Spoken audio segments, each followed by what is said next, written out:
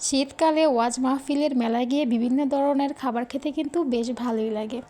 হঠাৎ করে বাবার বাসায় চলে এলাম, আর ফ্রেন্ড ফোন দিয়েছে যে তাদের বাসায় সামনে নাকি ওয়াজ মাহফিল হচ্ছে। সেও আজকে তার শ্বশুরবাড়ি থেকে বাবার বাসায় আসছে। আর আমরা মূলত 4টা ফ্রেন্ড সবসময় একসাথে থাকতাম, বাট বিয়ের পর সবাই ছেলে মেয়ে নিয়ে একটু ব্যস্ত হয়ে গেছে। এটাই স্বাভাবিক। আসলে বিয়ের আগের জীবনটা আর বিয়ের পরের জীবনটা কিন্তু অনেকটাই ডিফারেন্স হয়ে যায়। আর এই ভিডিওটা হচ্ছে ডিসেম্বর মাসের, ওই সময়টাতে সবার বাচ্চাদের স্কুল বন্ধ ছিল, তো সবাই আমরা চলে গিয়েছিলাম বাবার বাসায়।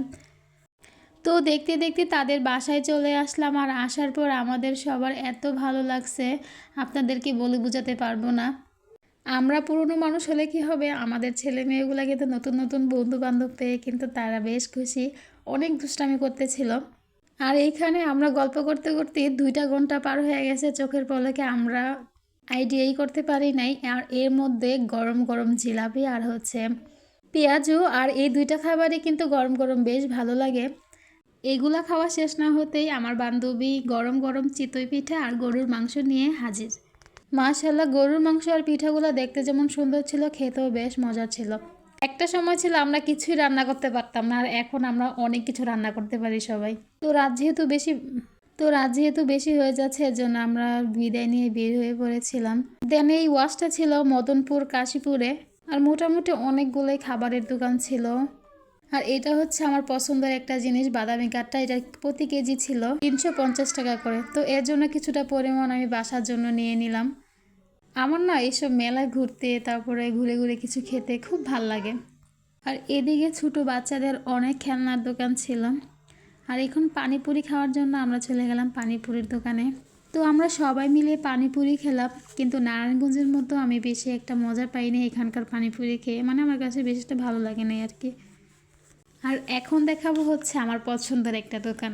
আমি এই দোকানের প্রত্যেকটা জিনিসই ট্রাই করেছি, কারণ এগুলো আমার খুব গরম গরম জিলাপি, মতিচুর লাড্ডু, বালুশাই মিষ্টি।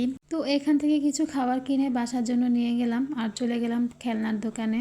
তো ইনাকে যেহেতু নিয়ে যায় না, ইনার জন্য একটা মুরগির বাচ্চা, মাদিয়া কিনেছিল এই লাইটটা। তো এইখানে আরও অনেক সুন্দর সুন্দর খেলনা ছিল। মেলার মধ্যে বাচ্চাদের মেন আকর্ষণ হচ্ছে খেলনা, আর আমারও বাচ্চাদের মতো দেখতে খুব ভালো লাগে। আমি দাঁড়িয়ে দাঁড়িয়ে অনেকক্ষণই দেখছিলাম। তো এখানে কিছুক্ষণ থাকার পর আমরা চলে গেলাম আচারের দোকানে।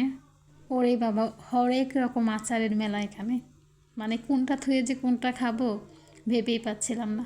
তো সবাই মিলে সাজেস্ট করলাম যে 5 মিশালি আচারটাই খাই, কারণ অনেক পদের আচার কোনটা থেকে কোনটা খাবো আর কি।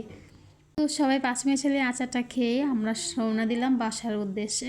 এখানে যেহেতু গ্রামের রাস্তাঘাট খুবই অন্ধকার ছিল, কুটকুটে অন্ধকার, আর বাচ্চারা লাইট দিয়ে দুষ্টামি করছিল, আর আমরাও গল্প করতে করতে রাস্তাটা পার করে ফেললাম। তো আজকের জন্য এখানেই বিদায় নিচ্ছি। সবাই ভালো থাকবেন, আর যদি ভিডিওটি ভালো লেগে থাকে অবশ্যই কমেন্ট করে জানিয়ে যাবেন। আল্লাহ হাফেজ।